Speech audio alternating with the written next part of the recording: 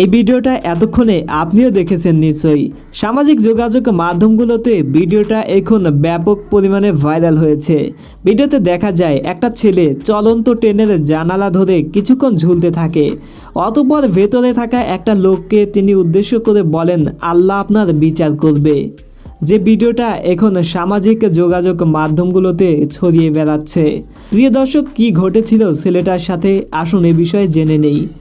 ছেলেটা মূলত একজন কুলি, যে কিনা বিভিন্ন যাত্রীদের মালামাল টেনে তুলে অর্থ উপার্জন করেন। সেদিনও তিনি এক যাত্রীর মালামাল তুলে দিয়েছিলেন টেনে, কিন্তু মাল তুলে দেওয়ার সাথে সাথেই ট্রেন ছেড়ে দেয়। আর এ কারণে ছেলেটা যাত্রীটার কাছ থেকে টাকা নিতে পারে না।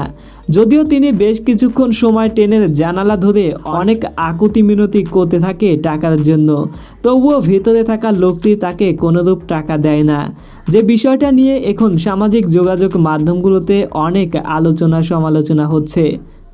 তবে এই বিষয়টি নিয়ে ছেলেটা একটা ইন্টারভিউয়ে বলেন, সেই যাত্রীটা তাকে 50 টাকা দিতে চেয়েছিল, কিন্তু তিনি 200 টাকার নিচে টাকা নিতে চাচ্ছিল না। তিনি তাকে জোরাজোরি করায় তিনি তাকে বলেছিল তার কাছে খুচরো টাকা নেই। আর এই কারণে ছেলেটা তাকে বলেছিল, আমার কাছে 300 টাকা আছে, আপনি 500 টাকা দিয়ে এই 300 টাকা নিন। তবুও কিন্তু সেই যাত্রীটাকে কোনোরূপ টাকা দেয় না।